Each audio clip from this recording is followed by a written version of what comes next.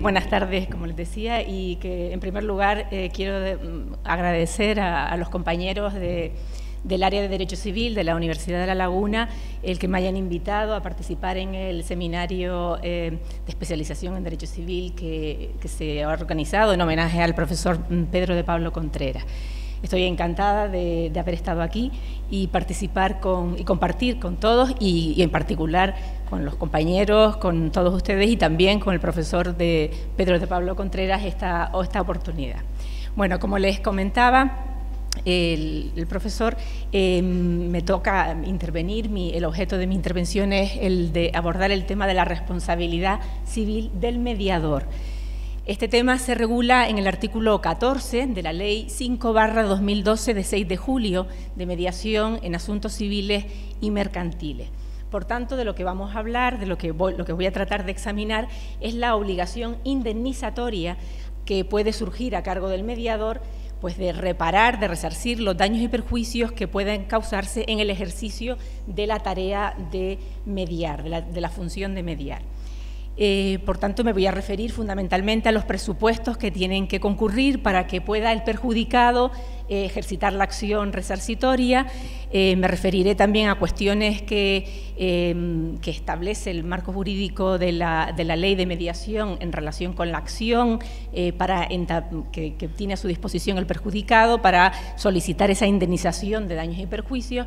Pero antes de analizar todas estas cuestiones relacionadas con el tema de la responsabilidad del mediador, creo que es conveniente exponer en líneas generales qué es la mediación, en primer lugar, y cuál es el papel que tiene el mediador en este modelo, en este sistema de resolución de conflictos.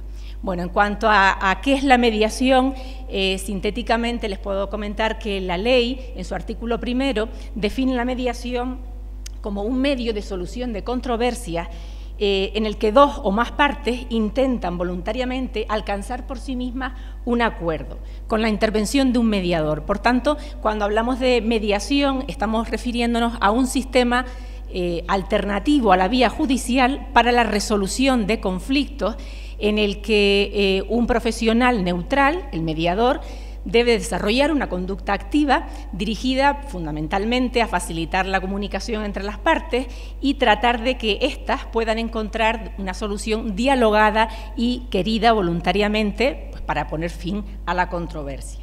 Por tanto, se trata, como ven, de un instrumento útil y eficaz para la resolución de controversias, fundamentalmente porque a través de la mediación se pueden conseguir soluciones rápidas, prácticas y rentables para resolver los conflictos al margen de la vía judicial, con lo cual eso contribuye enormemente a facilitar el acceso y mejorar también el acceso de los ciudadanos a la justicia. Todo ello, estas ventajas, que acabo de exponer, explican la creciente importancia que ha adquirido la mediación en los últimos años, tanto en España como en los países de nuestro entorno, y también, en particular, el interés que ha tenido la Unión Europea en potenciar el sistema de mediación. Precisamente en el ámbito de la Unión Europea hay que destacar la directiva que fue aprobada el 21 de mayo de 2008 sobre mediación en asuntos civiles y mercantiles. Dicha norma comunitaria ha sido incorporada a nuestro ordenamiento jurídico a través de la ley que antes les comentaba, la Ley 5/2012 de 6 de julio de mediación en asuntos civiles y mercantiles. Pues bien, el marco jurídico actualmente de la mediación en general, en el ámbito civil y mercantil, viene conformado pues, por esta ley, la Ley de 6 de julio de 2012, que posteriormente ha sido objeto de desarrollo en determinados aspectos a través del reglamento aprobado en virtud del Real Decreto de 13 de diciembre de 2013, que acaba de entrar en vigor pues, a finales de marzo de este año. Bien, de esa manera un poco situamos el papel, un poco la importancia que tiene o que ha tenido en los últimos años y que cada vez parece que apunta a tener más la mediación.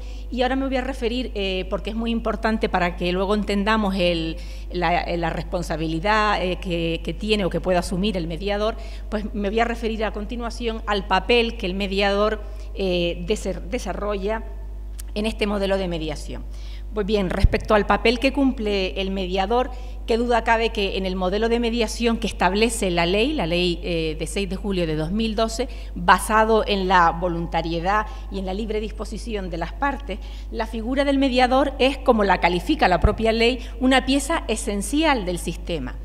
Y lo es porque el mediador debe tener una intervención activa durante el procedimiento de mediación, debe tratar de gestionar bien el conflicto, de negociar con las partes, de tratar de facilitar la comunicación entre ellas con la finalidad de que éstas puedan alcanzar por sí mismas un acuerdo. Porque el acuerdo, en todo caso, si se llega a producir, debe alcanzarse por las propias partes que están en conflicto. El mediador simplemente se limita partiendo de una posición neutral e imparcial, a tratar de facilitar el acercamiento entre las partes. ¿De acuerdo? Bien, para ello, para lograr eso, es necesario que el mediador tenga unas habilidades, disponga de habilidades, de técnicas, de una formación específica que le permita ejercer de manera profesional, de manera adecuada, la mediación. Solo así se podrá garantizar que la mediación se desarrolle de forma eficaz, imparcial y competente. Es por ello que la ley de mediación, impone determinados requisitos, condiciones para ejercer la mediación. Y en ese punto, el reglamento que antes les comentaba, el reglamento de 13 de diciembre de 2013, abunda aún más en ello porque se ocupa principalmente del tema de la formación del mediador y exige que la formación específica que ha de tener el mediador debe comprender, entre otros aspectos, no solamente el marco jurídico, sino que el mediador alcance habilidades y técnicas suficientes, que conozca los aspectos psicológicos, de ética de la mediación, que desarrolle las técnicas de comunicación, negociación y resolución de conflictos. ¿De acuerdo? Por tanto, tanto la ley de mediación como el reglamento que la desarrolla han hecho bastante hincapié en el tema de la formación del mediador. Por otra parte, pero también en relación con la figura del mediador, hay que destacar el importante papel que tiene asignadas las llamadas instituciones de mediación. Según la ley, tienen la consideración de instituciones de mediación las entidades públicas o privadas, así como las corporaciones de derecho público, que tienen entre sus fines el impulso de la mediación, facilitando el acceso y desarrollo de este sistema. Pues bien, una de las funciones más relevantes que tienen asignadas las instituciones de mediación está relacionada directamente con la designación de los mediadores que han de cumplir la tarea de mediación en el ámbito de esas instituciones.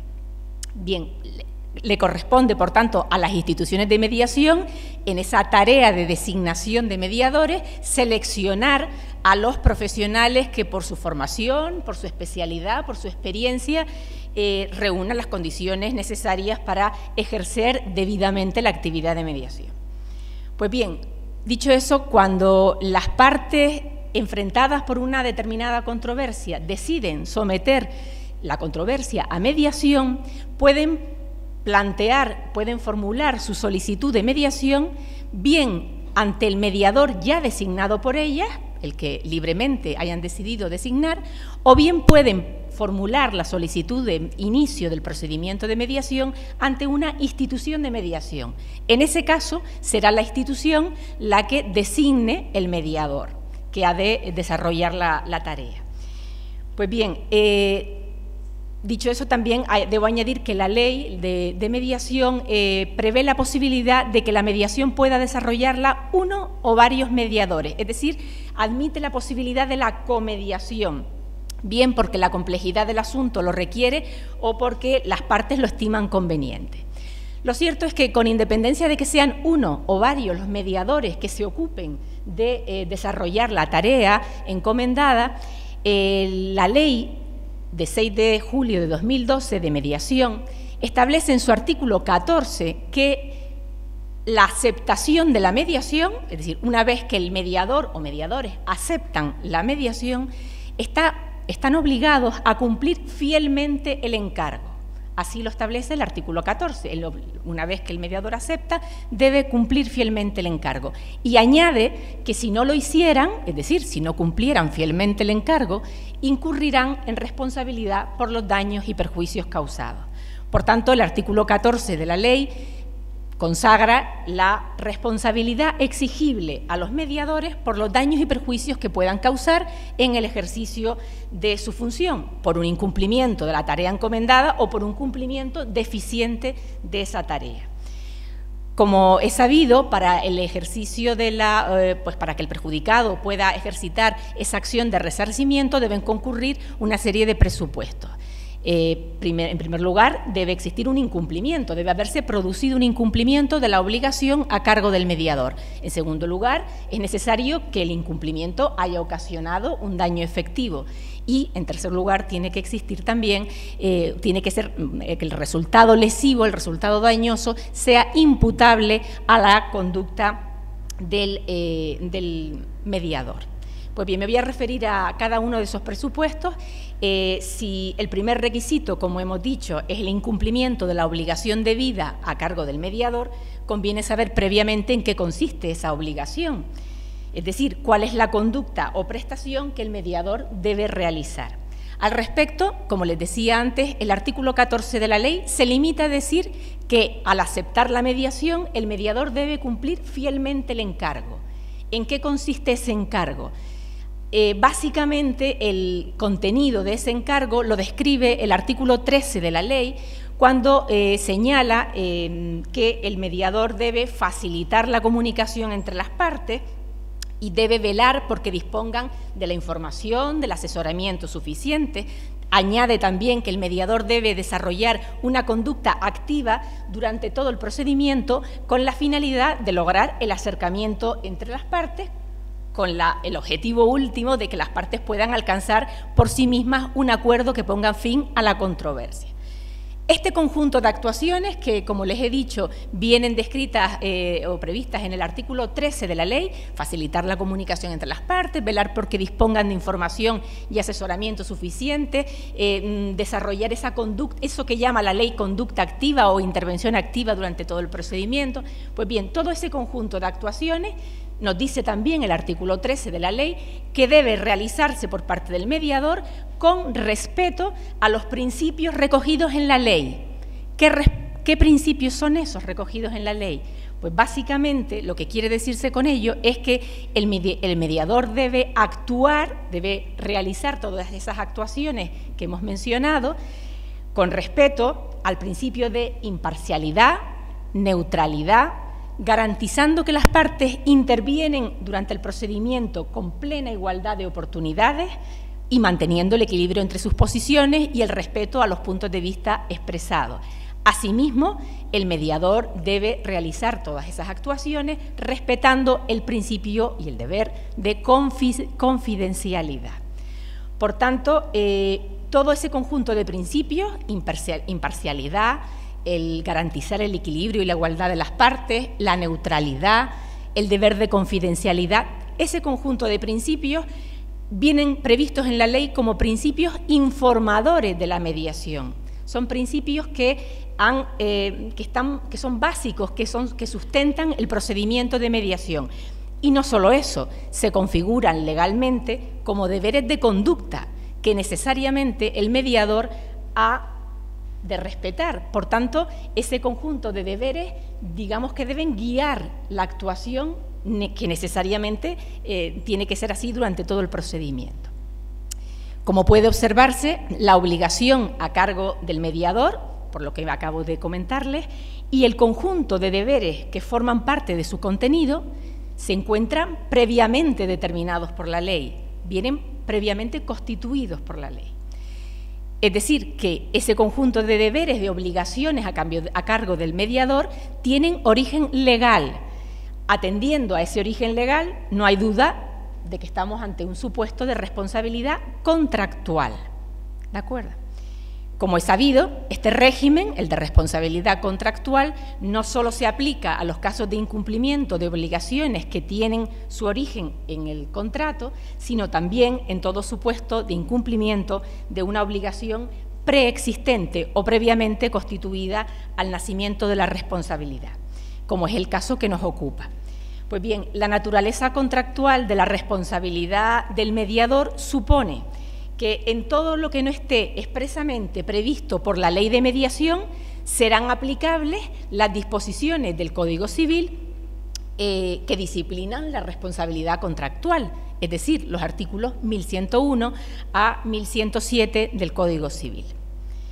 Bien, por otra parte, bueno, esto era muy importante dejar claro la naturaleza de la responsabilidad a cargo del mediador, es decir, que tiene naturaleza contractual y tiene relación pues, con algo que también apuntaré al final de la intervención. Por otra parte, también en cuanto a la obligación de hacer que asume el mediador, es importante resaltar que esta obligación se configura como obligación de medios o actividad, no como obligación de resultado. Se trata, insisto, en una obligación de medios, porque la prestación consiste en que el mediador desarrolle una actividad determinada, ese conjunto de actuaciones al que antes me refería. Como es sabido, en este tipo de obligación, de medios o actividad, el mediador cumple si realiza diligentemente la actividad comprometida. ¿De acuerdo? Ese modelo de diligencia exigible en la actuación del mediador viene determinado fundamentalmente por la naturaleza y el contenido de la obligación a su cargo y sobre todo por los deberes legales que informan el procedimiento de mediación y que han de guiar la actuación del mediador. Esos deberes que antes apuntaba de confidencialidad, imparcialidad, neutralidad, etcétera. Bueno, en este sentido también es muy importante recordar que el artículo 14 de la ley, cuando señala que la aceptación del mediador obliga al mediador a cumplir el encargo, recalca que debe cumplir fielmente el encargo. Ese deber de fidelidad en realidad forma parte de la diligencia contractual exigible a este profesional, lo que significa, a mi modo de ver, que el mediador ha de tener un modo de proceder, ha de actuar o seguir con un modo de proceder leal, de buena fe, desarrollando las actuaciones de mediación con el rigor, la pericia y la diligencia exigible de acuerdo pues, con las reglas de su profesión, de su ámbito profesional. Si la actuación del mediador no se ajusta a esos deberes de conducta, será entonces cuando diremos que estaremos ante un incumplimiento de la obligación comprometida. En la noción de incumplimiento tienen cabida todas las posibles manifestaciones del mismo, es decir, tanto el incumplimiento definitivo como el incumplimiento tardío o el incumplimiento defectuoso o incompleto. Por tanto, existirá incumplimiento del mediador si hay una omisión de la prestación comprometida, si no se realizan las actuaciones o gran parte de las actuaciones de mediación que se habían previsto. Habrá incumplimiento si se produce un retraso indebido, habrá incumplimiento cuando la mediación se realice, pero ésta sea inadecuada o deficiente. ¿Por qué? De acuerdo con lo que antes les comentaba, en la actividad del mediador no se haya ajustado al canon de conducta exigible, a la diligencia debida. Pues bien, frente al incumplimiento de la obligación a cargo del mediador, el perjudicado, de acuerdo con el artículo 14 de la ley, tiene a su disposición, entre otras, pues el remedio indemnizatorio, es decir, que tiene la posibilidad de ejercitar la acción de resarcimiento, la acción que le permita reclamar la reparación o indemnización de los daños y perjuicios que le haya causado el incumplimiento. Bien, pero no basta con que se haya producido un incumplimiento para que tenga lugar la acción de resarcimiento, será necesario también que el incumplimiento haya provocado daños. La indemnización comprenderá, como saben, todos los daños y perjuicios causados por el incumplimiento del encargo del mediador. La ley habla de daños y perjuicios causados, por tanto, todos los daños patrimoniales o daños morales. Entre los daños patrimoniales, de acuerdo con el artículo 1106 del Código Civil, la reparación incluirá pues, tanto el daño emergente como el lucro cesante. Sobre esta cuestión del daño resarcible, quiero apuntar simplemente que el reglamento que desarrolla determinados aspectos de la ley de mediación, en lo concerniente a la cobertura del seguro de responsabilidad civil que obligatoriamente han de suscribir los mediadores, indica, en el reglamento se indica, que la cobertura de la indemnización comprenderá todos los daños y perjuicios sufridos por las partes a causa de acciones u omisiones del mediador, así como dice de los derivados, los daños derivados de la infracción, de la imparcialidad, confidencialidad, los daños causados por error profesional, por extravío, por pérdida de documentos, de expedientes, etcétera. ¿Vale? Es decir, que lo anterior pone de manifiesto que el resarcimiento va a comprender la totalidad de los daños y perjuicios que efectivamente se hayan producido a causa del incumplimiento. Lógicamente, la prueba de esos daños le corresponde al acreedor, al demandante. Bien, para ejercitar esta acción de resarcimiento hemos apuntado que es indispensable que exista incumplimiento y que el incumplimiento haya provocado daño. Pero además también es imprescindible que los daños, que el resultado lesivo causado por el incumplimiento del mediador pueda vincularse a la actividad o inactividad del mediador. Es decir, es imprescindible que los daños sean imputables a la conducta realizada, a la conducta desarrollada por el mediador, o en su caso, a la conducta de la institución de mediación, a lo que me referiré después. En este sentido, hay que señalar que el artículo 14 de la Ley de Mediación no prevé expresamente ningún criterio de imputación, no lo menciona. Sin embargo, me gustaría destacar que durante en el proyecto inicial de la Ley de Mediación sí que se establecía un criterio de imputación. El proyecto establecía que la responsabilidad del mediador por los daños y perjuicios causados por mala fe, temeridad o dolo. Es decir, que se establecía un criterio de imputación. El mediador sería responsable solo por los daños y perjuicios causados por mala fe, temeridad o dolo.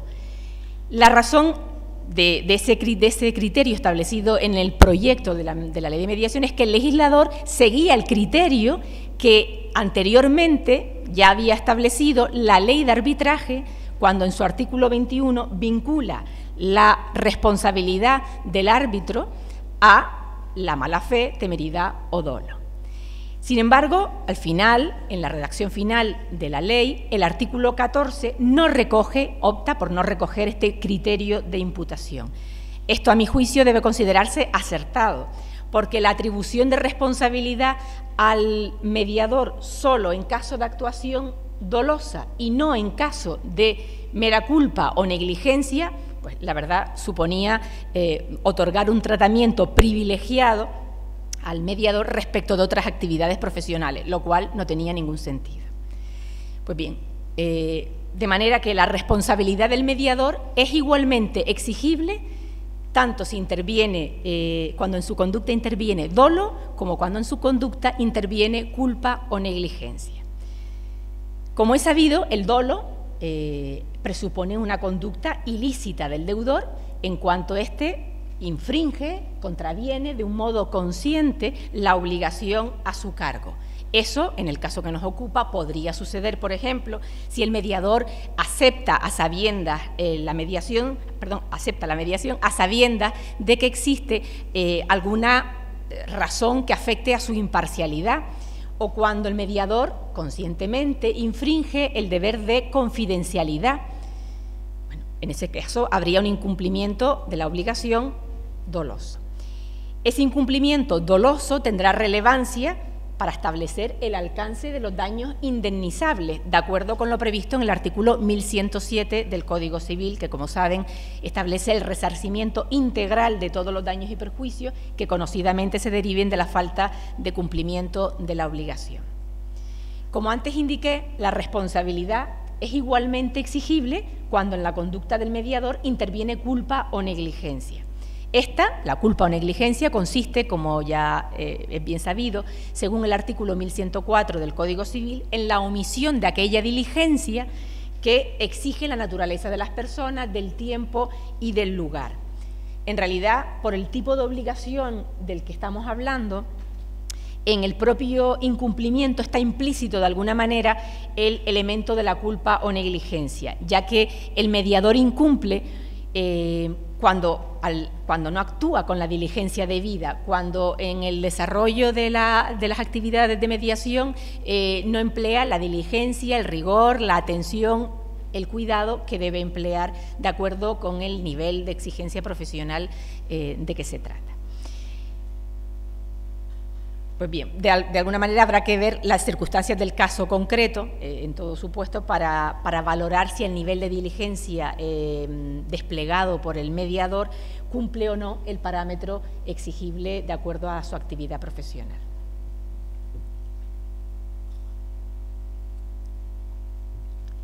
Ya hemos analizado los presupuestos necesarios para para que el perjudicado pueda plantear la acción de resarcimiento, la acción indemnizatoria que frente al incumplimiento tiene. Ahora me voy a referir en particular a la propia acción, algunos aspectos que son llamativos y que hay que comentar respecto a la acción que puede entablar el perjudicado. En primer lugar, me voy a referir a la legitimación pasiva en la acción resarcitoria. Es decir, la legitimación activa la tiene el perjudicado, naturalmente. Frente al incumplimiento del mediador, es el perjudicado el que puede exigir la responsabilidad del mediador. Pero, ¿a quién se dirige la acción resarcitoria? ¿Contra quién? Bueno, pues en principio contra el deudor, ¿no?, de la obligación. En cualquier supuesto de responsabilidad contractual, el acreedor va a exigir la reparación de los daños y perjuicios causados a quien le correspondía cumplir y no cumplió, es decir, al deudor de la obligación. En este caso, el deudor de la obligación es, en principio, el mediador, que no ha cumplido fielmente el encargo que había asumido. Sin embargo, la ley extiende la responsabilidad a la institución de mediación que haya intervenido en el procedimiento designando al mediador. Por tanto, conviene distinguir dos supuestos. El primero, que el deudor de la obligación y, por tanto, la persona frente a la cual ha de dirigirse la acción, sea el mediador designado por las partes.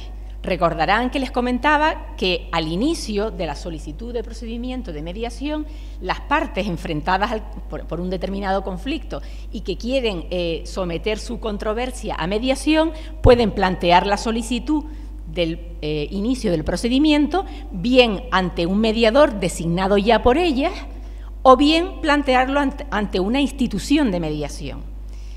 Por tanto, cuando las partes han acudido directamente a un mediador, bueno, pues y éste acepta la mediación, comprometiéndose, por tanto, a cumplir fielmente el encargo, este mediador es el deudor de la obligación. Por tanto, la legitimación pasiva en la acción de resarcimiento le corresponde al mediador. No hay ningún problema, pues el perjudicado por el incumplimiento exigirá y planteará la acción indemnizatoria frente a ese mediador. Segundo supuesto, que el deudor de la obligación sea la institución de mediación. ¿Por qué? Porque ésta designó al mediador. En ese caso, la legitimación pasiva en la acción indemnizatoria la tiene la institución. Pero en este supuesto conviene advertir, en este supuesto en el que el deudor de la obligación es la institución, conviene advertir que la ley, en el artículo 14, establece que el perjudicado podrá también dirigirse directamente contra el mediador. Tiene acción directa contra el mediador. Bueno, contra el mediador que no es el deudor de la obligación. Por tanto, en el caso de que las partes que someten su controversia a mediación se dirijan y plantean la iniciativa del procedimiento de mediación ante una institución, que será la que se encarga de designar al mediador, en ese caso, la ley reconoce al perjudicado, hipotéticamente que estamos ya ante un incumplimiento, reconoce al perjudicado la posibilidad de dirigir la acción contra la institución, lógicamente porque es la deudora de la obligación, o contra el mediador, o contra ambos, podrá plantearse la demanda conjuntamente también. ¿Vale? ¿Por qué la ley extiende la responsabilidad a la institución de mediación? Bueno, pues porque la institución, como he dicho, es la deudora de la obligación, en virtud de la relación contractual que ha establecido con las partes. Es la institución la que se ha comprometido con las partes aceptando la mediación, solo que la institución no presta directamente el servicio de mediación, no puede hacerlo. La ley dice que no puede hacerlo, pero sí designa al mediador. Por tanto, aunque es la institución la que se obliga al prestar el servicio, lo hace a través de los mediadores que actúan dentro de su ámbito. Eso explica que la ley extienda, como he dicho, la responsabilidad a la institución por los actos, u omisiones en su caso, realizados por los mediadores que designa y que utilizan el cumplimiento de la obligación. Como ya he comentado, la institución de mediación tiene, entre otras funciones, la muy importante función de seleccionar y designar a los profesionales de mediación que actúan dentro de su ámbito. Por lo tanto, tiene la obligación de asegurarse de la formación específica para ejercer la mediación, de su especialidad, de su experiencia y, por tanto, debe responder también cuando el mediador incumple el encargo. A mi juicio se trata, en este caso, de un supuesto de responsabilidad del deudor, la institución, por los actos realizados por los auxiliares que utiliza en el cumplimiento de la obligación, los mediadores. Aunque el Código Civil, como seguramente ya saben, no prevé una norma general sobre esta cuestión, algunos preceptos sí que se refieren expresamente a esta responsabilidad por los hechos realizados por los auxiliares del deudor. Por ejemplo, los artículos 1564, 1596 o 1721 del Código Civil, entre otros.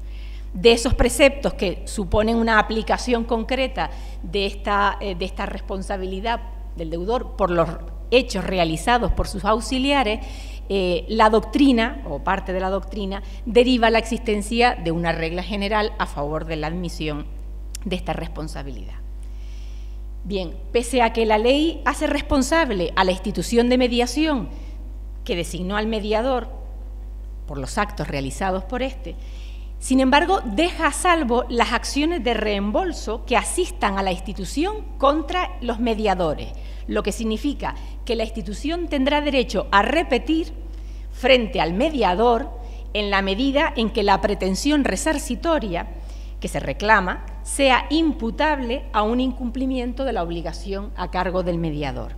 Esta acción de repetición se asimila a la acción de repetición prevista en el artículo 1904 del Código Civil para dos supuestos de responsabilidad extracontractual por hecho ajeno.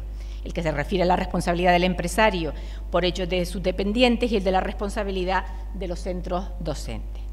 Pues bien, como les comentaba, la responsabilidad de la institución de mediación se justifica porque la ley considera que si designó al mediador, pues debe responder de los actos realizados por éste.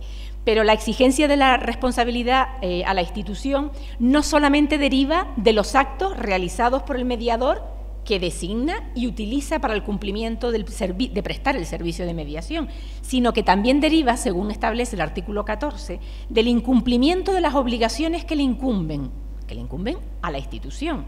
Por tanto, la institución también será responsable porque, pues por ejemplo, si no ha cumplido con la obligación que le impone la ley de la debida transparencia en la designación de mediadores, si no ha cumplido con la obligación que le impone la ley en cuanto a que ha designado a un mediador que sin asegurarse previamente de la formación, de las condiciones de formación específica que se le exigen. En definitiva, el papel ahí de la institución de mediación es fundamental y por eso la ley ha extendido también la responsabilidad a la institución. ¿Vale? Bueno, en otro orden de cosas ya me he referido a la legitimación pasiva y a las cuestiones que plantea la norma en cuanto a este extremo y en otro orden de cosas me voy a referir brevemente a la importancia que tiene la prueba pues para que prospere la acción indemnizatoria. Como saben, de acuerdo con las reglas básicas sobre carga de la prueba, al demandante le corresponde la prueba de los hechos constitutivos de su pretensión.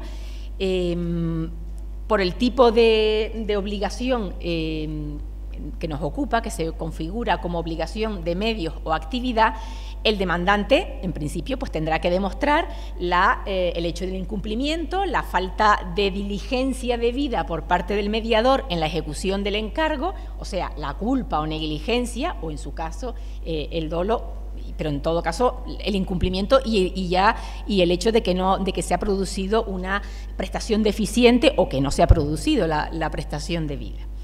Aunque existe, respecto a esto, tengo que decir que aunque existe una doctrina jurisprudencial que desde hace años viene admitiendo una inversión de la carga de la prueba, según la cual, producido el incumplimiento, al deudor le correspondería probar, se presume la culpa y por tanto al deudor le correspondería probar el cumplimiento correcto de la actividad realizada, para poder liberarse de la responsabilidad o, en su caso, demostrar la concurrencia de caso fortuito para liberarse en cualquier caso. Lo cierto es que el Tribunal Supremo ha excluido de este principio general de inversión de la carga de la prueba la diligencia profesional en las obligaciones de medios o actividad. Por tanto, teniendo en cuenta que en este caso estamos hablando de una obligación de medios o actividad, aunque no hay casos todavía reales, no hay sentencias sobre el particular, o al menos no tengo constancia de ello, bueno, parece lógico afirmar que en estos casos pues los tribunales no van a admitir la inversión de la aplicación del principio de inversión de carga de la prueba, ¿no? Sino que por lo tanto la prueba de la culpa y de los demás hechos constitutivos de la pretensión le corresponderán al perjudicado, o sea, al demandante. Vale. Bien, ya para finalizar y también en relación al tema de la acción indemnizatoria, hay que simplemente apuntar que en cuanto al plazo del que dispone el perjudicado para ejercitar la acción, la ley pues no dice nada al respecto, guarda silencio total sobre este punto. Sin embargo, recordarán que antes les comentaba que estamos ante un supuesto de responsabilidad contractual. Por lo tanto, como la ley no dice nada al respecto, no establece ningún plazo específico, pues habrá que aplicar el plazo general de prescripción que establece el artículo 1964 del Código Civil para las acciones personales. Es decir, que será el plazo de 15 años, lo que desde luego resulta claramente excesivo para el caso de que se trata. Bien, nada más. Muchísimas gracias por su atención.